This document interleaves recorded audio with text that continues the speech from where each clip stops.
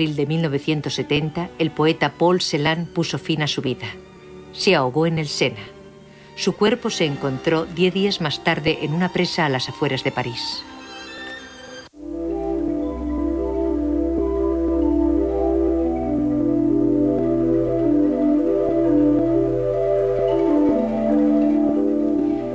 Se atreven a adentrarse en los mares desconocidos. Se pierden en la espuma de las olas.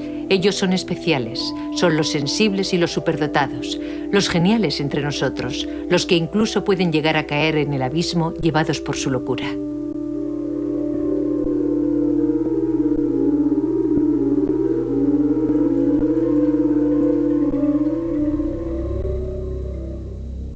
John Nash pasa la mayor parte del tiempo en una especie de esfera abstracta.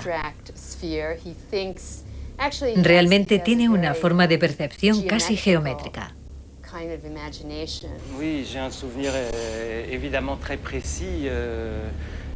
Por supuesto que tengo un recuerdo muy claro de cuando vi a mi padre por última vez. Tenía miedo de que montara un escándalo, incluso que se pusiera agresivo. Esa osadía la había heredado. Había nacido con ella. Estaba en sus genes. Ha quemado su vida como una vela que enciendes por los dos extremos.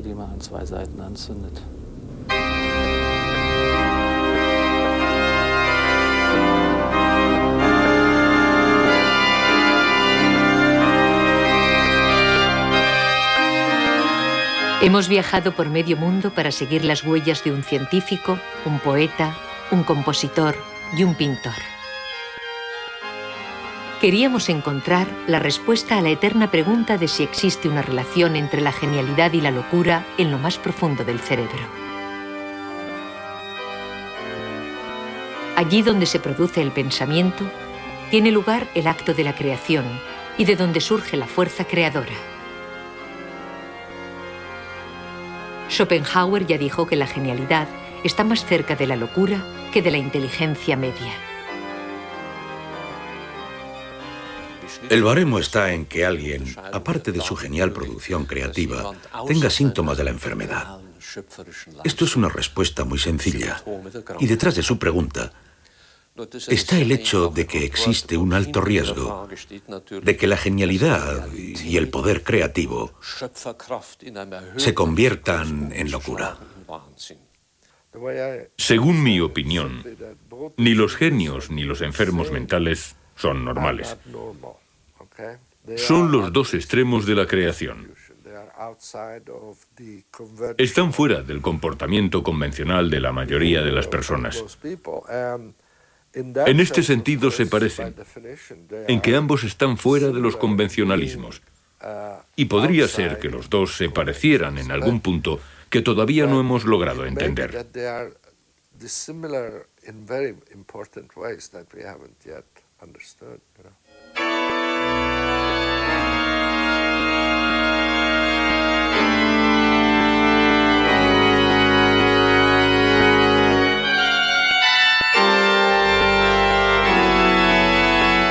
Sobre su vida se sabe poco. Carl Juncker, arquitecto, pintor, escultor sobre madera, se construyó una casa original, una casa como una planta, fantástica, espectral. Silencio, dejadme en paz.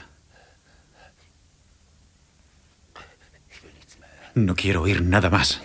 Nada. Se acabó.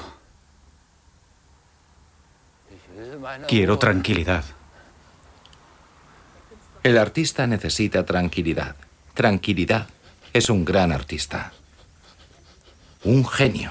Un loco, un tarado. No le entendéis. Nadie entiende lo que hace. Tengo mucho trabajo. No quiero interrupciones. Tengo que trabajar. El que entre en esta extraña casa en la ciudad alemana de Lemgo no podrá escapar a la sensación de encontrarse en un mundo evadido de la realidad. El estrafalario y marginado Carl Juncker creó este lugar para una familia que solo existía en su imaginación. ¿Un conjunto artístico o un reino de demonios y ángeles? ¿Papá? ¿Papá? ¡Papá, ven! ¡Papá, que vengas! Distracciones no. Tengo que concentrarme en mi obra. Me tengo que concentrar. Concentrar. Tengo que lograrlo. ¿Qué sufrimiento le producía la tensión creativa a Juncker? ¿Eran ideas locas las que producía o se trataba de una explosiva fuerza creadora? Lo que precede a la enfermedad son naturalmente las tensiones de personalidad que una persona creativa tiene frecuentemente. Un carácter influenciable, una vida emocionalmente intensa, incluso la pena y tristeza desempeñan un papel importante porque pueden ser vividas y experimentadas de forma creativa.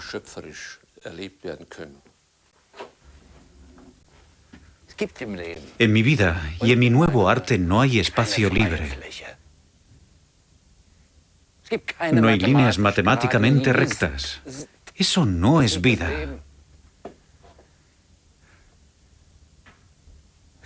Hay un hacia adelante y un hacia atrás.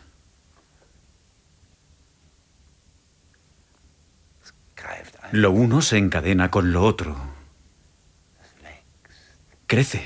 Toda la casa ha crecido.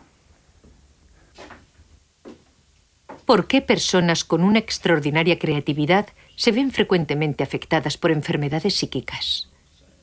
¿Qué sucede durante el tiempo de convalecencia?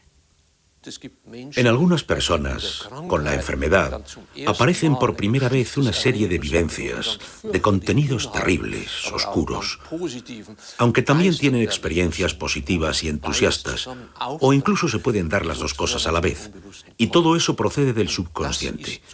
Y esto se considera y se interpreta como acto creativo. Solo que no creo que se debieran obviar ciertas diferencias que se hacen más patentes según avanza la enfermedad, y que desembocan en una lenta pero constante pérdida de capacidad creativa. El internacionalmente conocido psicólogo americano y escritor Mihaly Csikszentmihalyi investiga desde hace mucho la creatividad de personalidades excepcionales. Ha preguntado a científicos, empresarios, escritores, entre ellos a muchos premios Nobel, acerca de su oculta fuerza creativa.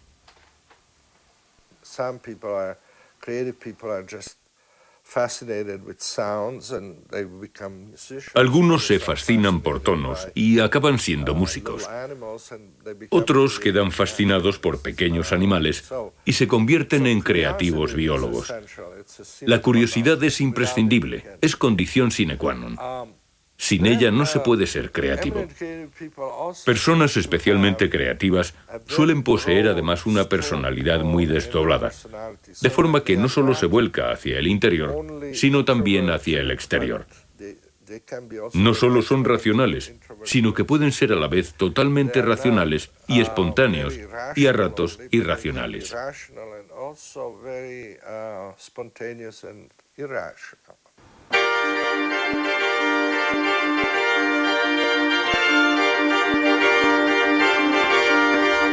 ¿Qué impulsa a estas personas geniales? ¿Por qué se lanzan a aprender sobre algo hasta entonces totalmente desconocido? ¿Qué deseos les llevan a alcanzar nuevas orillas? ¿Por qué algunos se pierden en esos mares desconocidos e ignotos?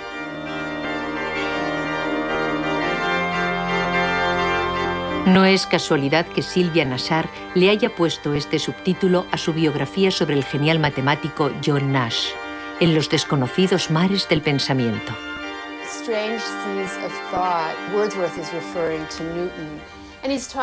Es una cita de Wordsworth. Con ella, los desconocidos mares del pensamiento. Wordsworth se refería a Newton. Así describe a alguien que piensa matemáticamente, cosa que no hacemos la mayoría. John Nash pasa la mayor parte de su tiempo en una especie de esfera abstracta. Tiene una percepción casi geométrica. Y algo que parece corroborar esto es que muchos opinan que él tiene la solución ante sus ojos, mucho antes de que haya podido demostrarlo mediante cálculos, a menudo largos y difíciles.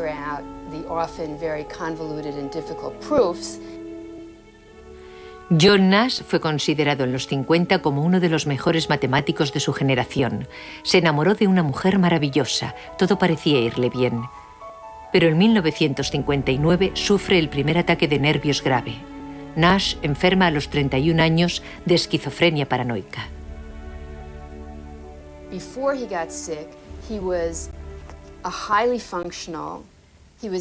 Antes de enfermar, era un pensador muy eficiente. Era muy extraño, pero muy creativo.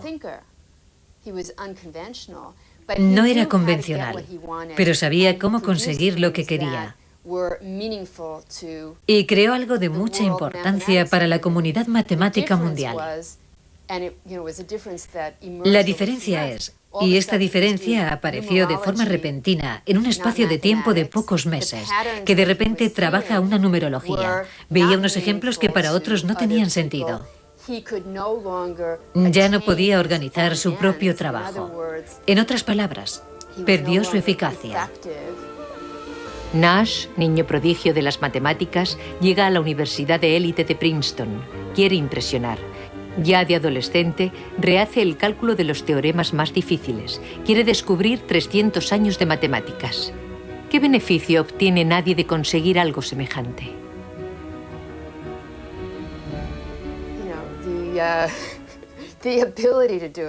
Saber que puede hacerlo. No creo que él se diera cuenta de que había algo extraño en su personalidad.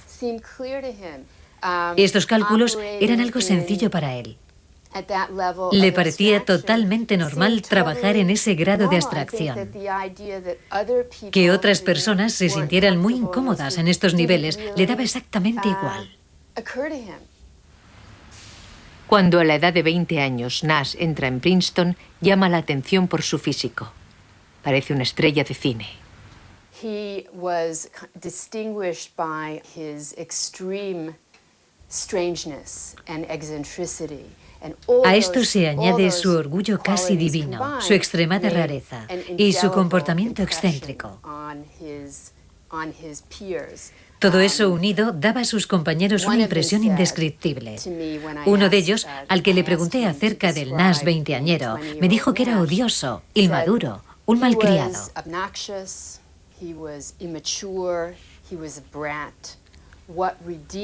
Pero lo que le disculpaba todo era su aguda, lógica y maravillosa inteligencia. De ahí el título inglés de mi libro, A Beautiful Mind, una mente maravillosa.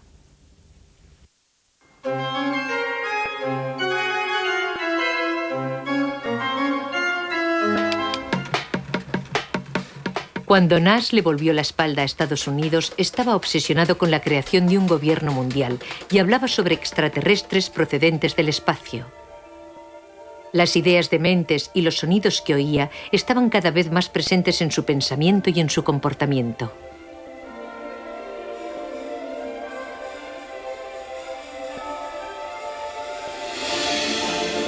Sin pasaporte americano, Nash entra en 1960 en la República Democrática Alemana.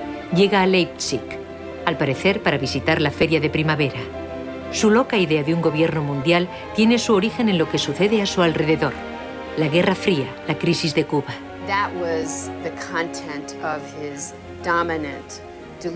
Esto fue el contenido de una locura endemoniada que le llevó a recorrer toda Europa. Incluso visitó la República Democrática Alemana.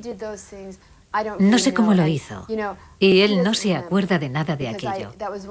Esa fue una de las primeras preguntas que le hice entonces, en la conferencia sobre la teoría de los juegos en Jerusalén. Sencillamente no lo recordaba. Pero sí recuerda el nombre de la familia con la que vivió en aquella época, los Turmer, aquí en la Hattenstrasse, al este de Leipzig.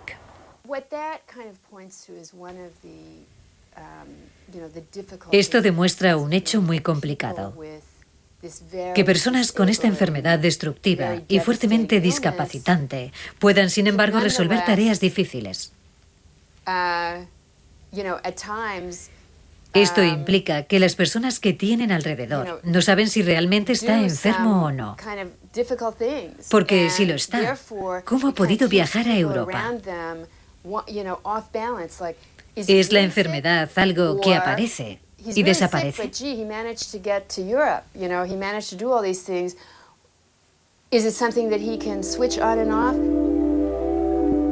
La inmersión en los mundos del pensamiento, que siguen siendo para nosotros tan desconocidos y extraños, ¿todavía se escapa a nuestro entendimiento?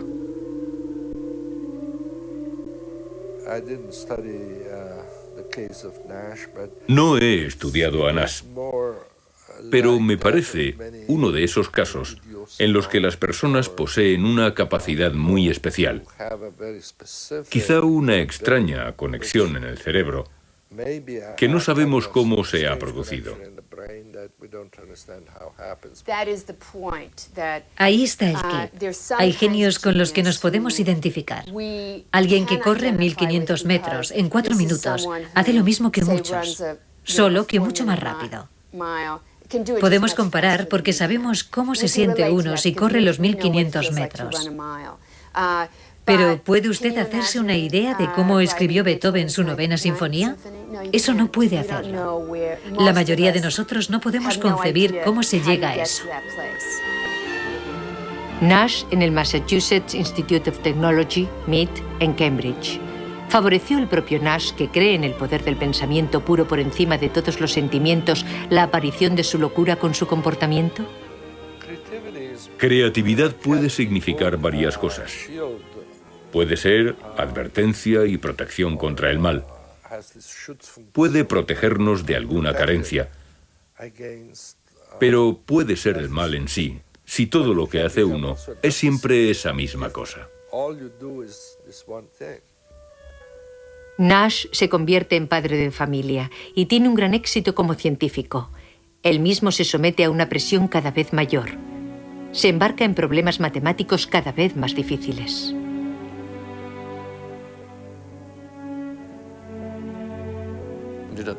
De hecho, una dedicación tan intensa a las matemáticas implica o invita a descuidar todo lo demás. Y esto no es bueno para nadie. Pero para algunas personas es, llamémoslo así, una salida. Precisamente para aquellos que están predispuestos a la esquizofrenia. Pero ¿dónde hay que buscar los factores de riesgo que aumentan considerablemente la probabilidad de aparición de la enfermedad? Hay ciertos genes llamados de riesgo que aportan solo una pequeña parte de los peligros de sufrir la enfermedad. Y solo si hay un número realmente elevado de estos genes o una combinación muy especial de genes de riesgo, aumenta la probabilidad de sufrir la enfermedad. En 1994, John Nash recibe en Estocolmo el Premio Nobel de Economía. El economista estadounidense y profesor de la Universidad de Princeton, Nueva Jersey, Johann Nash, recibe de manos del rey de Suecia el Premio Nobel de Economía del año 1994, compartido con John C. Harsanyi y Reinhard Selten, por sus pioneros análisis del equilibrio en la teoría de los juegos no cooperativos.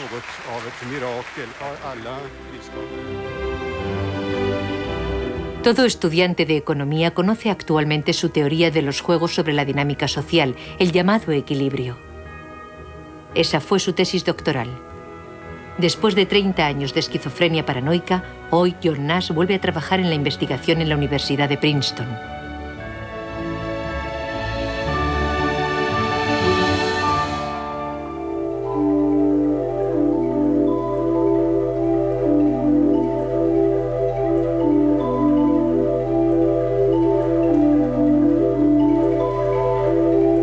Según parece, Nash pertenece a ese afortunado tercio de enfermos que con la edad superan la enfermedad.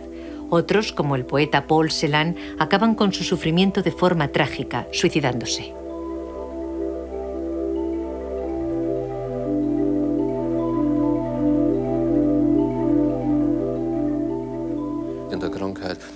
El riesgo de suicidio es enormemente alto en el caso de la esquizofrenia.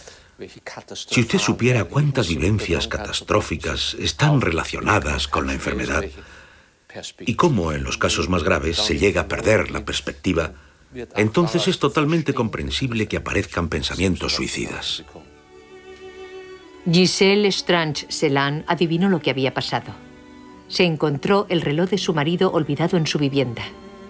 Sobre el escritorio, la biografía de Ordelán del escritor Wilhelm Michel.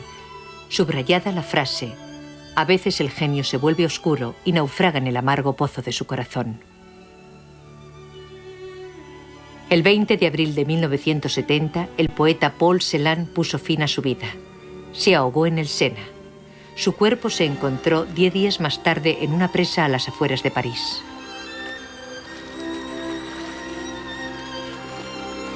Ya un año antes, Celan escribe a Giselle, de la que se acababa de separar. Echas detrás de mí oro ahogado. Quizá atrape un pez. Dale muerte a mi orgullo. Bertrand Badier, editor del intercambio epistolar entre Paul Celan y su esposa Giselle Strange-Celan, es uno de los mejores conocedores de la vida y obra del poeta. Él no cree que fuera casualidad que el poeta eligiera precisamente ese puente para quitarse la vida. Es difícil saber de dónde saltó. Solo podemos hacer conjeturas, porque su última vivienda estaba muy cerca de ese puente. Quizá eligiera ese simbólico lugar, porque este puente está relacionado con la poesía. Está relacionado con la poesía y el amor, lo que coincide de pleno con su vida. Hay un gesto en él inequívoco, como para establecer una relación con todo lo vivido. ¿Cuántas veces puede haber leído Celan esta inscripción? Nada, pero no te hundas.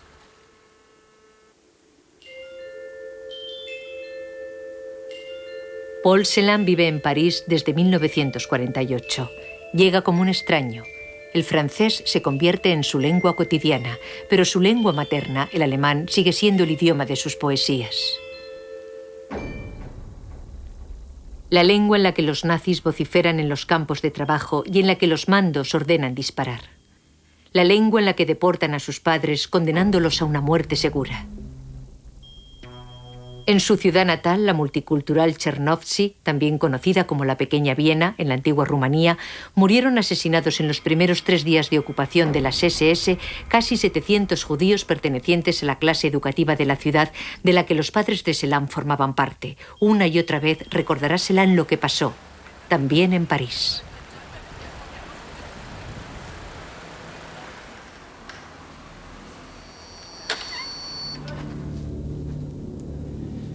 Echa los cerrojos.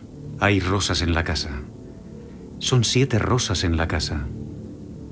Es un candelabro de 7 brazos en la casa. Nuestro hijo lo sabe y duerme. Lejos, en Mijailovka, en Ucrania, donde ellos me mataron padre y madre. ¿Qué florecía allí? ¿Qué florece allí? ¿Qué flor, madre, te dolió allí con su nombre?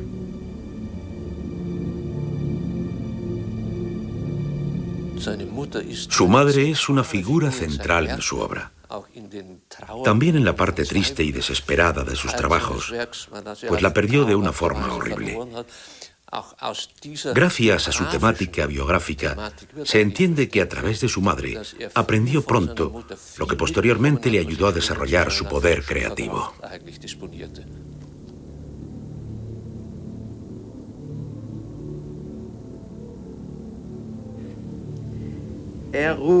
Grita, tocas mejor la muerte. La muerte es un maestro de Alemania. Grita, tocad más sombríos entonces. Subís al aire en humo. Entonces tenéis una tumba en las nubes. Ahí ya no se yace incómodo. Leche negra de la madrugada te bebemos de noche.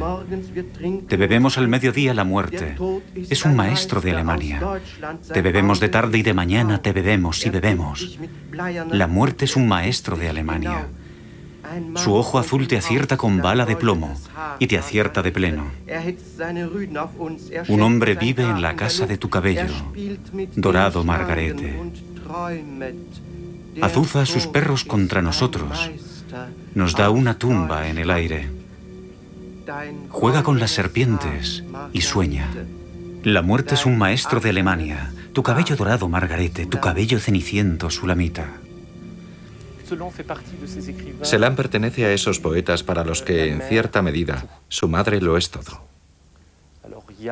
Por un lado está la dimensión íntima. La pérdida de la madre, que supone una experiencia traumática, fue fundamental para él. Pero también adquiere una dimensión universal. Eso se nota en Muerte en fuga, sobre la que dice: la muerte en fuga es una lápida. La madre representa para él a todo el pueblo judío.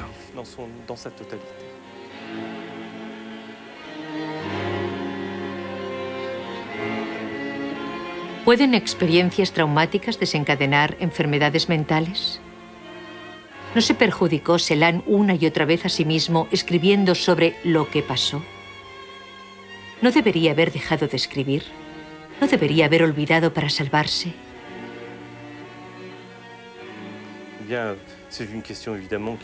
Esa es una pregunta que roza lo absurdo. Pero una cosa se puede decir, que la única posibilidad de salvarse era escribir, escribir y seguir escribiendo. Sobre el yermo gris negruzco, un pensamiento, alto como un árbol, pulsa el lucisón. Aún hay cantos que cantar, más allá de los hombres.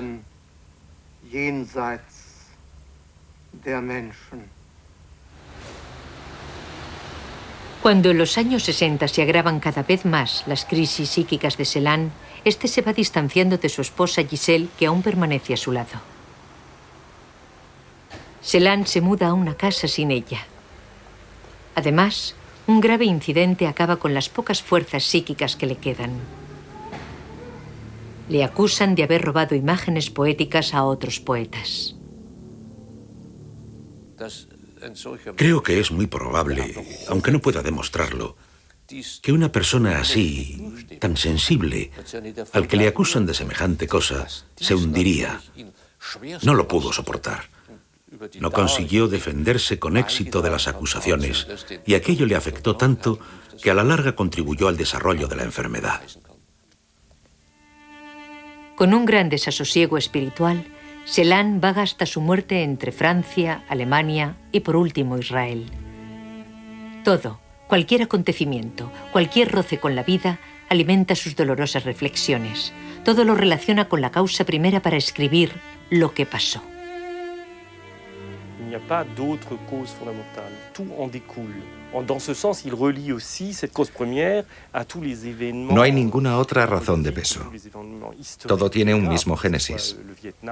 En este sentido, la causa primera se relaciona con todos los acontecimientos políticos e históricos, ya sea Vietnam o Hiroshima. Todos estos acontecimientos son en su núcleo negros y oscuros. Tiene el mismo color que lo que pasó. A ce qui est arrivé.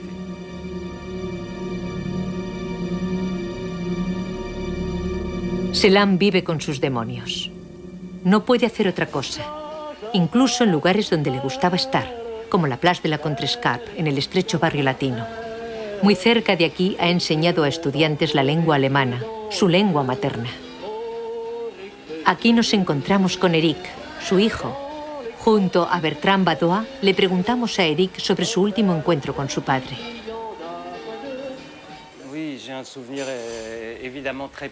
Por supuesto que tengo un recuerdo muy preciso de la última vez que vi a mi padre.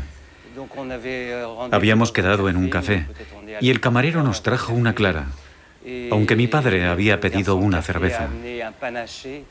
Me di cuenta enseguida de que mi padre estaba nervioso e irascible. Él interpretó aquella confusión de una forma que no entendí. Resultaba muy inquietante y peligroso, y tuve miedo de que mi padre montara un escándalo o incluso se pusiera agresivo.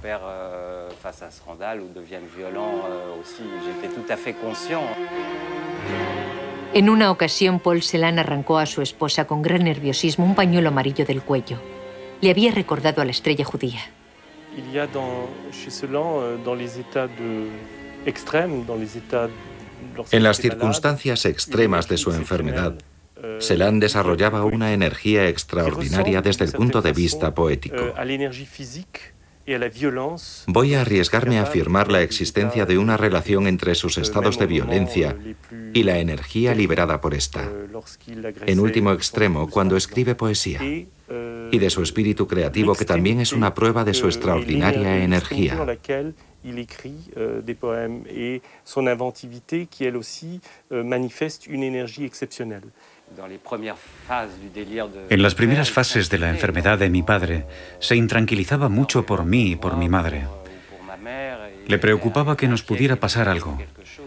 Esta preocupación después se podía volver también contra mi madre y contra mí. Pero en aquella época yo no era totalmente consciente de este segundo aspecto.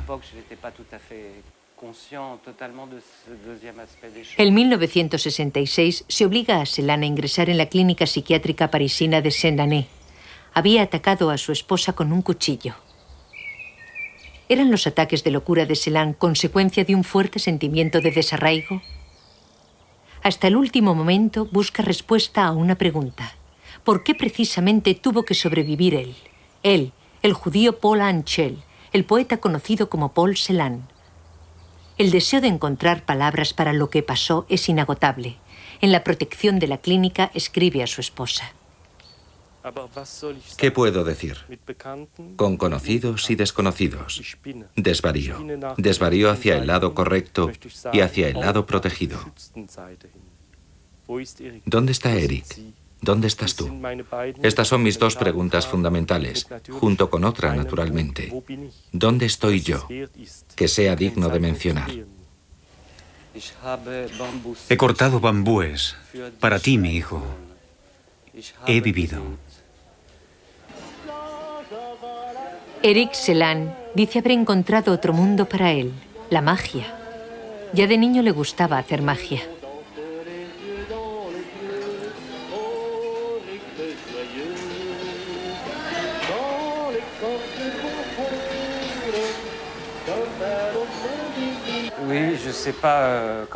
No sé cómo llegué a la magia.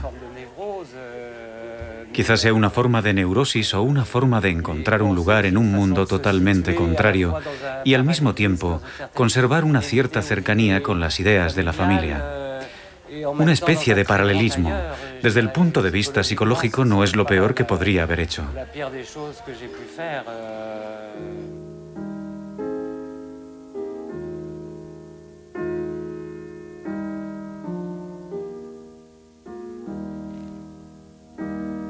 ...1853...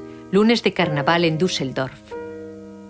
En secreto, el compositor Robert Schumann abandona su casa. Vestido solo con las zapatillas y el camisón, corre hacia el puente y se tira a las heladas aguas del Rin. Unos pescadores le salvan. Schumann intenta oponerse enérgicamente. Algunos viandantes le reconocen. Una muchedumbre animada le lleva a casa. Creen que se trata de una broma de carnaval. En el caso de Schumann, se puede decir que fue importante que Clara trabara relaciones con Johannes Brahms. Su primer intento de suicidio, cuando saltó por el puente al Rin, fue el resultado de aquella situación. Le salvaron. Pero ese hecho fue un desencadenante, no la causa de su enfermedad. La tendencia genética a la depresión se aprecia desde muy temprana edad. El suicidio de su hermana Emilie, la muerte de su padre, más tarde la muerte de su hermano Julius y la de su cuñada Rosalie, afectan a Schumann profundamente. Evita los entierros siempre que puede. Desde 1827 lleva un diario en el que expresa su honda melancolía. Soy una espumosa ola. Grité al subir. ¿Por qué tengo que salir precisamente así, con esa violencia de las tormentas?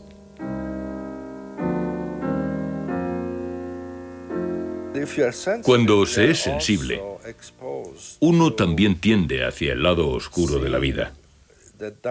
La mayoría de las personas que viven en la superficie no ven ni lo nuevo e interesante ni lo malo. está protegida porque no le interesa.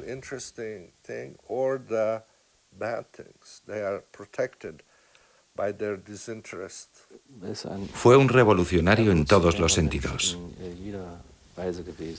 Impuso su matrimonio con Clara en contra de la voluntad del padre. Se impuso a su padre. Fue a juicio.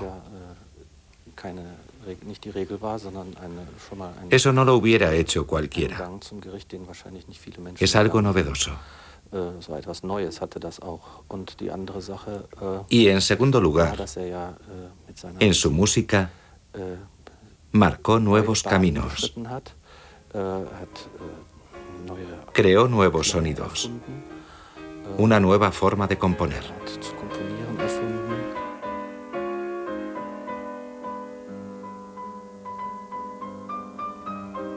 Mares desconocidos, orillas ignotas. Ese también fue el sufrido anhelo y el destino de Schumann.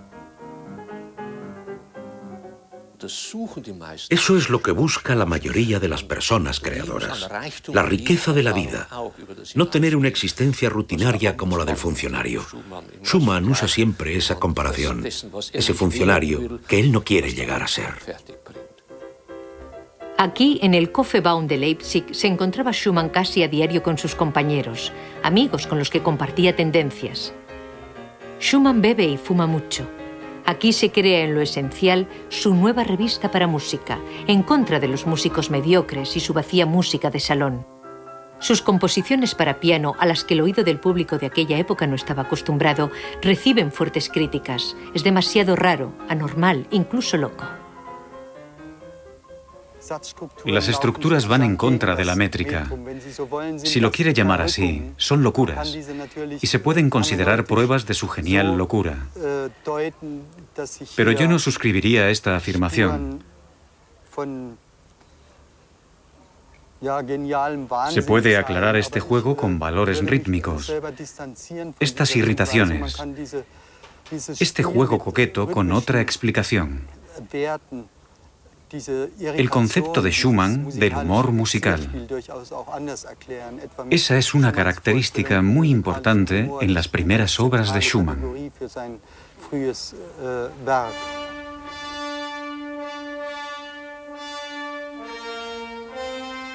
En esta iglesia, a las afueras de Leipzig, Robert Schumann y la pianista Clara Wieck se dieron en 1840 el sí quiero.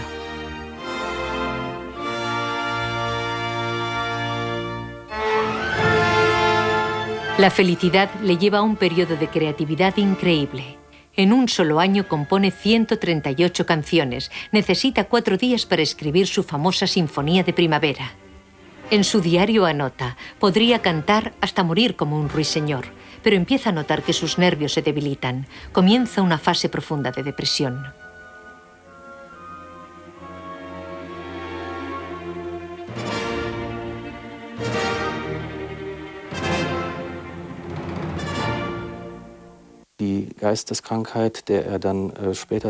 La enfermedad mental de la que más tarde fue víctima no solo tiene orígenes psíquicos, y no soy el único que lo piensa,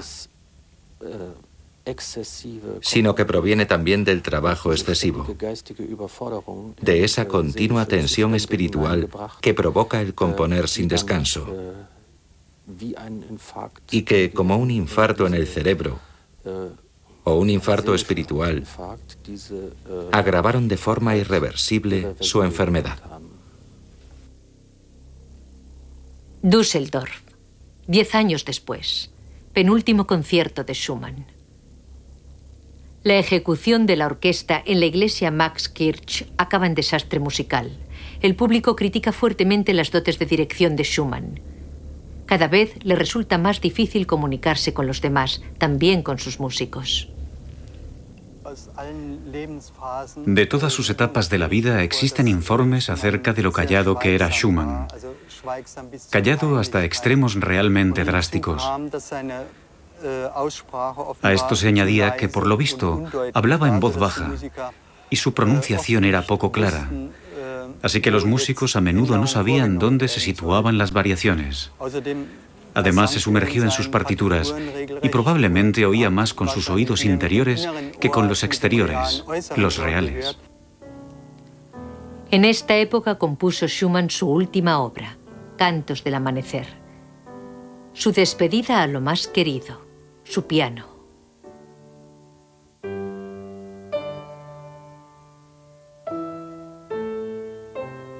¿Es un presagio del agotamiento de sus fuerzas? En 1854, el estado de Schumann empeora drásticamente. Desvaríos, sentimientos de culpa y alucinaciones le hacen sufrir lo indecible. Eran sobre todo desvaríos acústicos. Oía cantos celestiales, bellos cantos, y se obsesionaba con que tenía que transcribirlos. Muestra de ello es la obra que se conoce actualmente como Variaciones espirituales. Pero, según parece, esta música se convertía en aullidos endemoniados, en sonidos desagradables. Era un ir y venir entre sonidos inspiradores y sonidos demoníacos, destructivos. 5 días después de su intento de suicidio en el Rin, Schumann ingresa por voluntad propia en una institución mental en Bonn.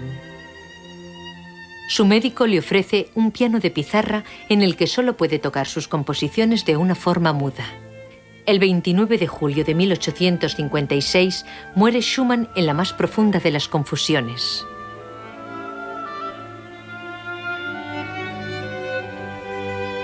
¿Dónde está la frontera entre creatividad y enfermedad? El compositor Robert Schumann, el poeta Paul Celan, el científico John Nash, una forma de pensar, de concebir el mundo y de conocer que se transformaba en una inmensa fuerza creativa. I think the reason that we're fascinated by stories like John Nash is the reason is, you know, Creo que una de las razones por las que historias como la de John Nash nos fascinan tanto es por lo que decía Aristóteles. Aquí hay alguien que sufre una grave y profunda enfermedad y la vive como si fuera una especie de tragedia cotidiana. Y sin embargo, esa persona tiene una personalidad única, extraordinaria. Es alguien que no se cayó de las escaleras, sino de las estrellas.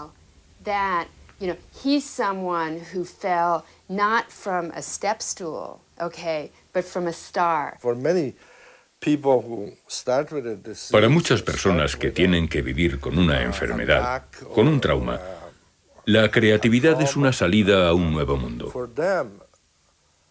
Creo que Einstein dijo que el arte y la ciencia son las vías de escape más importantes que ha creado el hombre.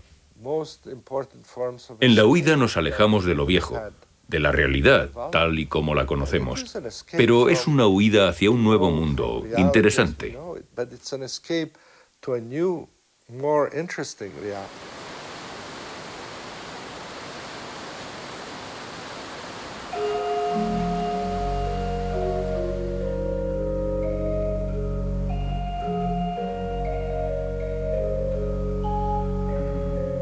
En la clínica psiquiátrica parisina de Saint-Ané recuerdan nombres de famosos con una fuerza creativa genial que no volvieron de su viaje a una realidad nueva y desconocida. Lugares a los que la mayoría de nosotros no llegaremos.